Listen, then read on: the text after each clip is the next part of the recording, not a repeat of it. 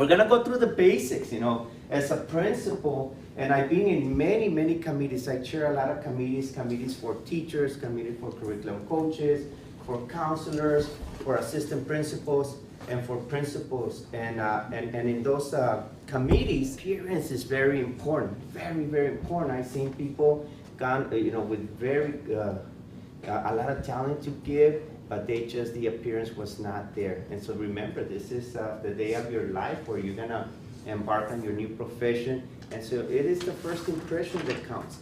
And very, very important that your appearance, counts everywhere. As an educator, we're held to higher standards.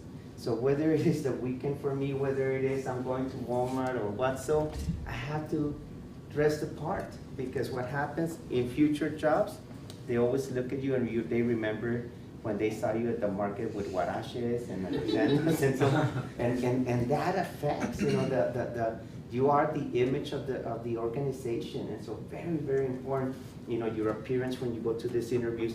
I heard you, they were mentioning about dropping off those resumes. Even when you're gonna drop off that resume, be presentable. Hello, I'm here to drop off a resume for the principal or the assistant principal. Don't go, if you're not dressed the part, because they'll remember that as well. So how's your appearance for the ladies and for the gentlemen? For the gentlemen, you must always wear a tie. Like you can never go wrong without a tie. I did have my tie this morning, and it's cold out there, so I didn't put it on. I'm gonna put it here on the side. But I definitely do wear a tie, gentlemen. You can't go wrong. If you cannot wear a blazer, that's fine, but at least wear a tie. Also, very important, for ladies, keep it businesslike, very businesslike, Black and white, you can never go wrong.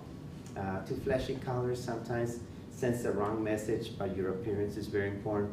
Trim, believe it or not, things like this, trim your hair noses, so your nose, your eyebrows. Those things deviate from the interview. And when I engage in committees, it's like, did you see the eyebrows? Did you see?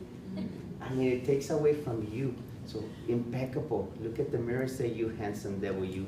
The greeting, when you go into the interview, very, very, very polite, always wait to be seated.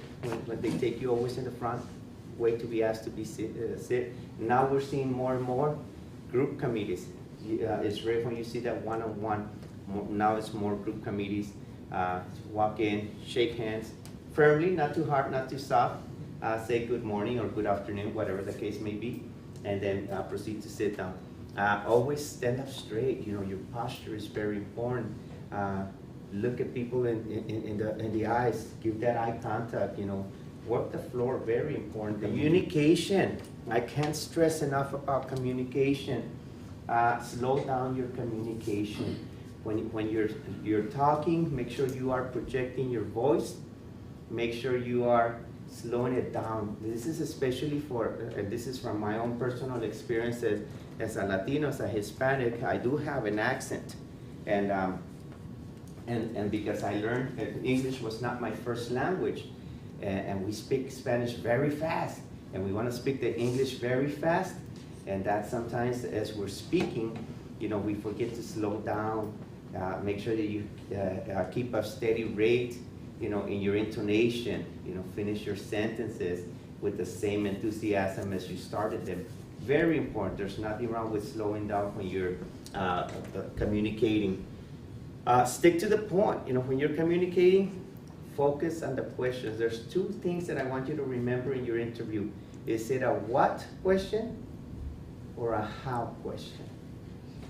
And I've seen in interviews where sometimes the question is not answered because they misunderstood it as a what, and it was a how. The body language says a lot. Practice in front of the mirror. Believe it or not, when we're in front of people, we tend to develop some nervous tics. And so sometimes if we're not aware of those nervous tics in those interviews, they do come out and they take away from from your message. So very, very important. Don't go turkey into this interview. Take the time to practice in front of the mirror.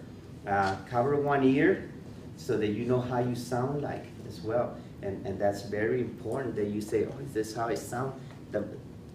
If you can videotape yourself, it's even better when you videotape yourself because you get to see some of the things that you normally don't see, and that's how you responding to questions. I mentioned this already. It's always best to say, I have no knowledge to the effect, but as you can see through my resume, I am a fast learner, and if given the opportunity to work in this campus, I will dedicate all time and effort to learn everything there is to know about this particular question. Look at, even when you didn't know the answer, you had a good answer to say.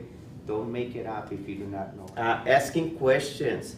At the end of the interview, it's good to ask one or two questions, but be focused into what question you're gonna ask.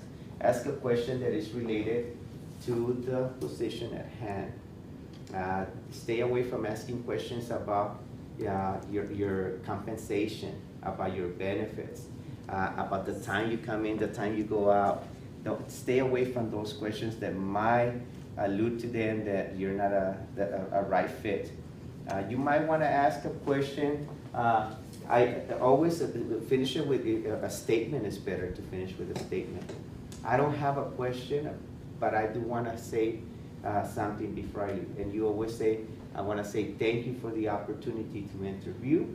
And if you have any questions that were not fully understood, I invite you to look at my resume.